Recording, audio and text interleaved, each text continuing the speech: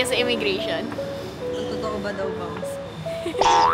Totoo yan. Totoo ba? Totoo ba? Galaw yan. Totoo yan. Wait.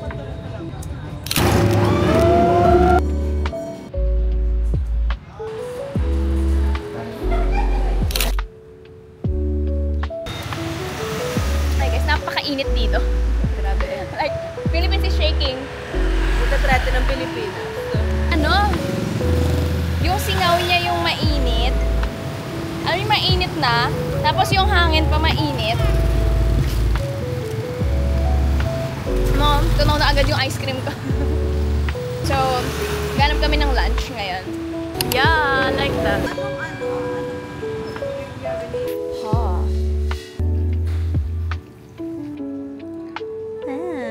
This is the beef paw.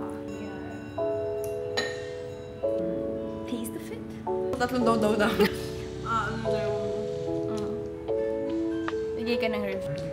Tapos kainin ko na. May pagka-mint siya.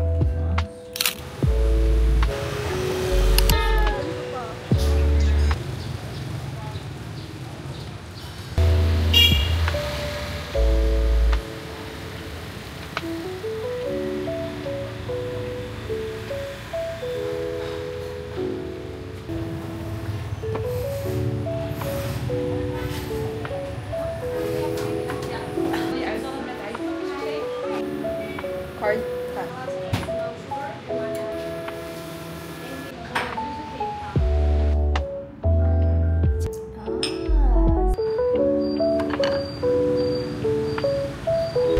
Taray, sa isang kape ang daming video. Hey guys.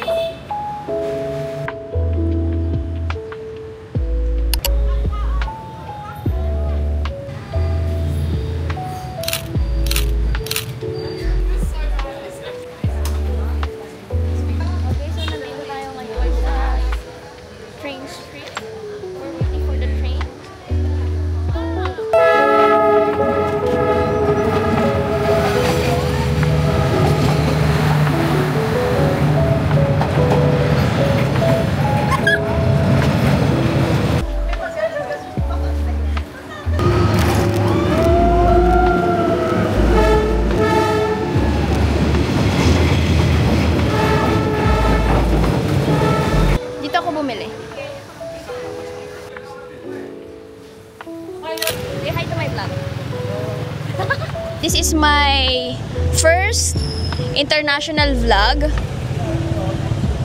Pero this is already my my 11th international travel. Medyo may onting regret dun sa 10 hindi ako nag-vlog. Pero yeah, it's never too late. Kaya nag-vlog na tayo ngayon to keep memories. Hindi na natin mababalik to. Tsaka alam nyo ba, one of my dream kung bakit ako nag-start mag-vlog. Kasi gusto ko na after 30 years or pag senior na ako, in one Sunday, on my rest day, manonood lang ako ng travel vlogs with my loved ones. Solo travel, with friends, with family. Tapos wala, romanticizing life. Ako yung main character. Para lang ako nagne-Netflix, pero personal vlog yung pinapanood. Tapos syempre, di ba, pagtanda natin, di na naman ganito yung itsura natin. So, makikip lang natin to through photos and videos. That's why I'm doing vlog right now. Hindi masyadong mainit today. Sana. Yeah, it's a cloudy weather. Hopefully, kasi magbubus kami. Bus mo yun? Double-decker bus. Yeah, andun kami. Kaya, Ano kami ng tour kasi sobrang init kahapon. So, hopefully ngayon ay hindi. Tignan nyo yung weather for today. Oh, it's sunny. Sana naman manatiling ganito yung buhay natin.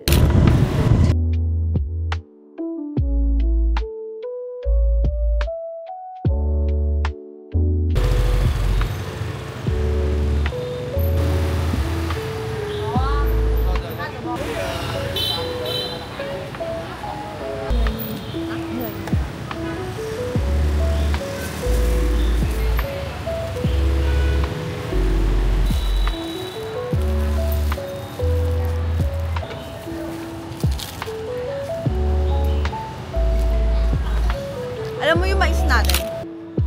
point ka na hindi na nag-function yung brain mo. Okay, nagpunta kami dito para Popeyes! Okay, kakain. Okay lang. Tikman ko nga ito. Hindi ka na Sige na. spicy. Tikman mo kung super spicy niya.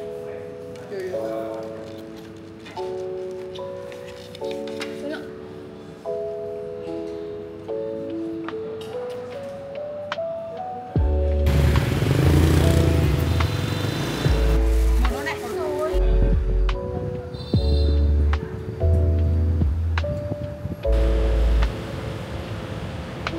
Yan! We're here at Calm Cafe.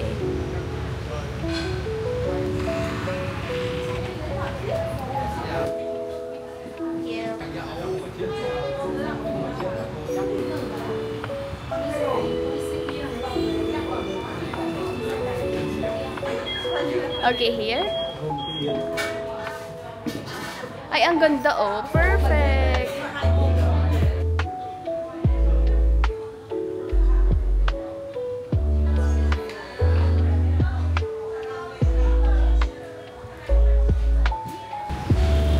Ayan na yung bus natin! Sorry! Dito kami, dito. Teka lang. Teka lang. Bilisan mo, sis!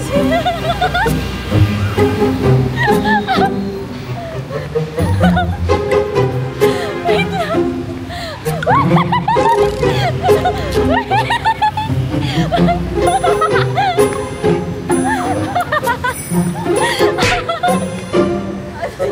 Naiwan kami ng bus.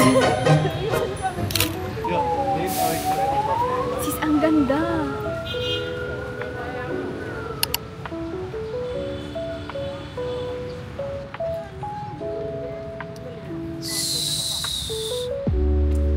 Sumama siya. Can see the pagod. Hi guys, sumakses na kami. Hi. Sinong hindi naiwan? Sinong hindi naiwan ng bus? Kinaya namin today. First time namin mag-international travel together. And we're giving review sa Hanoi tour. Okay, anong key takeaway dito sa Vietnam? Part 1, Hanoi. Yeah. Huwag tayo mag-expect na malamig. Pangalawa, ang daming flag. Hindi ka maliligaw ko nasa... Kahit pagkagising mo. Alam mo na sa Vietnam. Oo, kahit saan ka pumunta. Ay, sa Vietnam pa ako. Oo, lahat halos ng Yes. store, lahat ng tourist spot, merong flag. Ganda niya, no? Pag ginawa din sa Philippines, Actually, puro may flag. Tsaka, siguro mag-Google Translate kayo talaga. Kasi ang hirap pakipag-communicate. Oo, hindi sila marunong hindi sila marunong mag-English. Kahit mga tourist spot, di ba usually sa mga tourist spot, yung mga staff doon marunong mag-English. Hindi din. Hindi din sila masyadong... Dito hindi. Ang pinaka nagustuhan naming food, ikaw, ako, anong pinaka nagustuhan mong food? Ay, coconut coffee talaga. Coconut coffee. Coconut coffee, 100%. Ako yung duck. Grabe, oh, real. Ako coconut coffee. Ay, at saka yung buncha. Masarap din yun. Pero mas gusto ko yung spring roll. Pa. Masarap yung pa. Fresh spring roll. Actually, yun yung pinakamasarap kasi dun din yung pinakamagastos namin. Naka 2,000 kami doon. First day, first meal. Okay, ang favorite experience namin dito, alam niyo kung ano? Mag-bike. Yes. At habulin ang bus. Ayun. Mag-bike at habulin. Oh.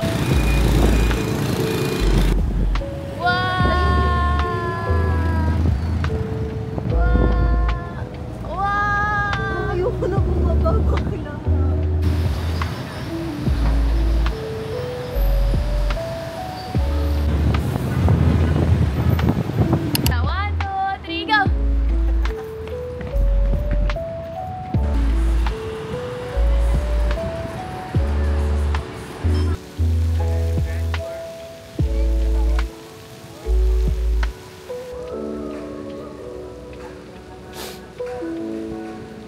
Ituro mo ulit.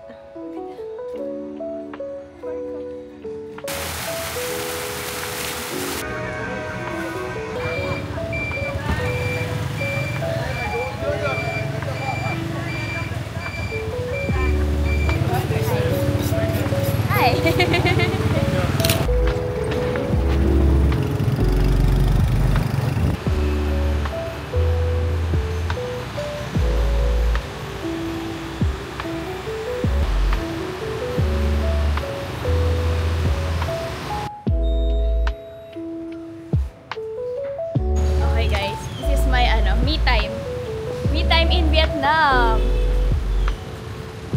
tayo ng mga cafe. Kasi trip ko mag-cafe ngayon.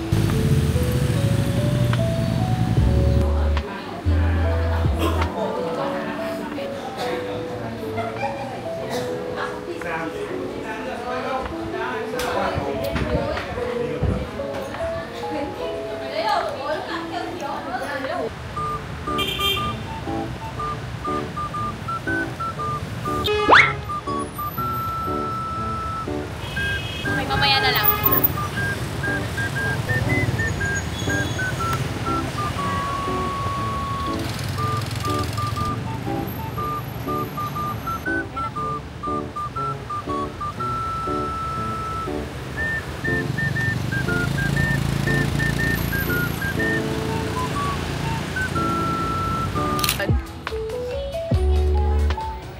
So, ito na lang susundin ko, ha? Samahan niyo ako ngayon mag-discover ng cafe in Vietnam!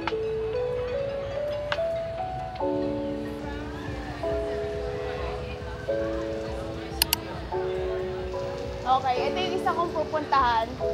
Egg coffee. Sorry.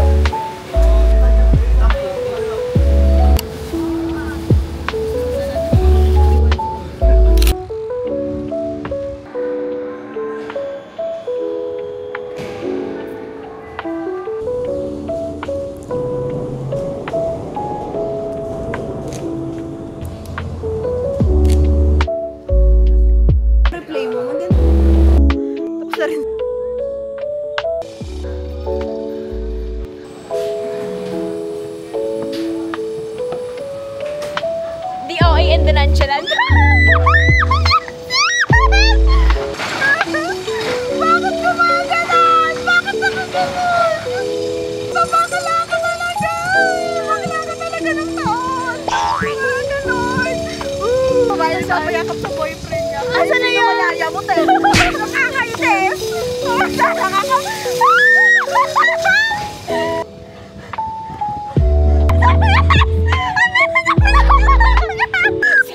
Sis, ano susuka sa harapan ko? Hindi ko na.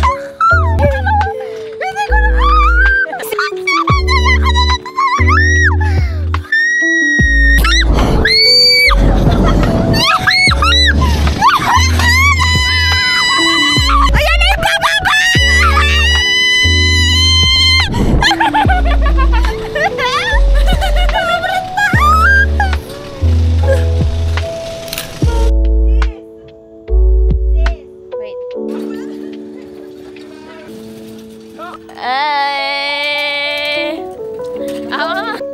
Dito ako.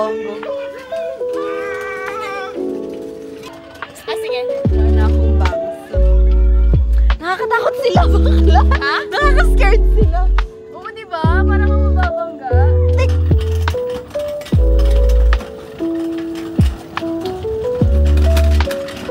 Malaki mo na siya! Yan na!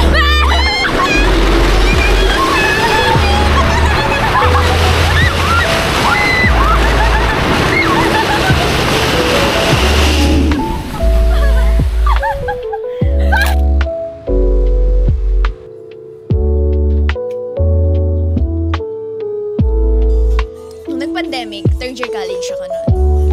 Then, doon na ako nag-start mag-self-study ng business. Oo, hindi tayo para maghanap ng sugar daddy. Student pa lang, mag-learn kayo ng skills. Kasi, Sobrang promise, if iisipin nyo, ay, aaralin ko na lang yung skills after college. Mapaprolong palalo before kayo makapag-start ng business. Sa business, yung bumabalik talaga na sure ako. Yung devices, pinakauna yung device. Ano na invest mo sa business mo. Most investment din sa tao. Kahit sumihil ka ng 6 digits sa isang client, go. Kasi skills yung binabayaran sa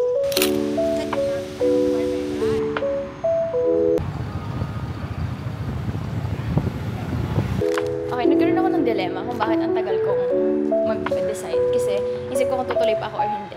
And then, I have this principle nga pala na, do it now, do it or get it, ganyan.